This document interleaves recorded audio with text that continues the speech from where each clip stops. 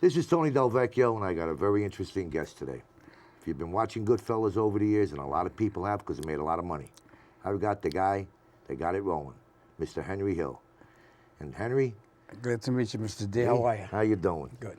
Let me take you back to where it all started. In Please Brooklyn, well, That's not, 1950, when you were a kid growing up in Brooklyn. Just give us an idea of what it was all about, because it starts there, your life. what was it about? It was about, you know, just growing up and, you know, seeing that world of, you know, well, for me, I'm going to tell you how it started. You know, I was a dyslexic as a kid. I didn't know it. I was hypertension. You know, I had about 3 or 4 disorders that they, you know, today that they, you know, they. Today they give you a pill and you're cured. Yeah, right. Yeah. My mother used to give me a spoon, and I had a wooden spoon. Well, if I had any problems, I used to take garlic. Garlic was the trick. That too. But, you know, but anyway, and I, you know, at home, I used to get in trouble. There was 8 kids in the family. I couldn't read. I couldn't write. You know, like my older sisters. I had 4 older sisters on top of it. You know, to be blessed with that. You know, and a couple more. You know, behind me. And you know, so I didn't. You know, I didn't understand a whole lot. You know, but I understood what I seen. You know. And what was that? Tell us. You know, the neighborhoods were basically in the 50s. Every neighborhood was the same. New York, New Jersey, wherever you lived, neighborhoods were neighborhoods. Yeah, and you know, and what I say, as a kid, I seen the peers in my neighborhood. What are wise guys? They opened up a cab stand with a limousine service across the street from my house, you know, and a pizza joint around the corner, you know, and they ran the neighborhood. And those were my idols. Those were the guys that I looked up to. Those were the guys that I thought was something in the neighborhood, you know? I didn't know they were gangsters. I didn't know it was the Murder Incorporated crew. I didn't know it was, you know, what they were. I thought they were good guys, you know, because they used to pat me on the back. In school, they used to stick me in the fucking, they used to stick me in the corner, you know, out in the hall, because I couldn't sit still. Even in church, they used to yank me out of the pew, you know, and smack me, you know, at the 10 o'clock mass in front of everybody, my mother, my, you know, my older sister. So I, you know, I mean, so these guys didn't smack me. They used to pat me on the back, give me money, you know.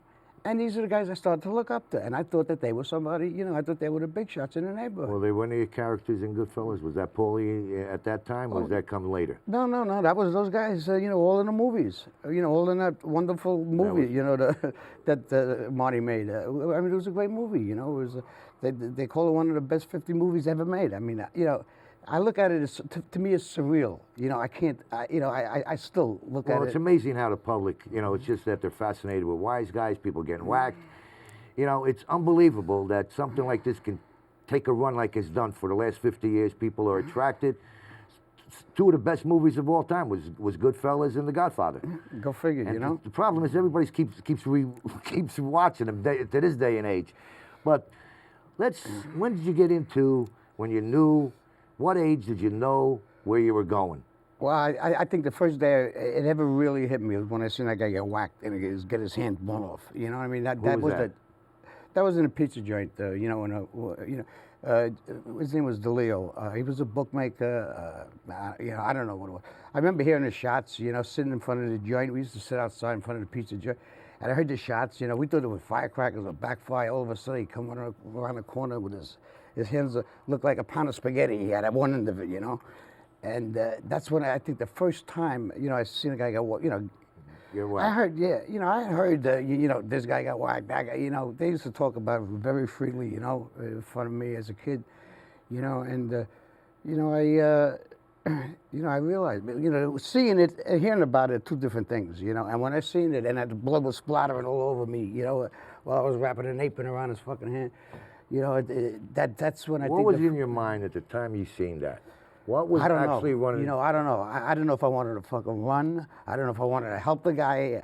I was getting yelled at because I had the guy in the joint. You know, so I mean, I was a confused kid at the. You know, and the numbers were probably 4 against 1. The guy they were whacking, there was him, and there was getting whacked, and there was 4 guys probably, and there were 3 guys. I know the numbers are never equal. Is that what you seen? Something. Yeah, right.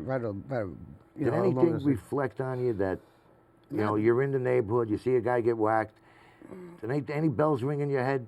No, I mean, it was, but my adrenaline was going so fast, and, I Did it was, intrigue you? Did it excite you? of course it did as a kid, it wasn't me, and. Well, that's the first thing that comes to your mind. I'm happy I'm not the one getting whacked. But that was the first time I think it really hit home, you know what I mean? And I seen it, and I had to go wipe the blood off myself, and and I said, what the fuck, But yeah, then after the cops came, they made us close the joint it down. didn't stop you from getting hooked up. I couldn't wait to go back and talk about it. I had to talk about it in the cab stand,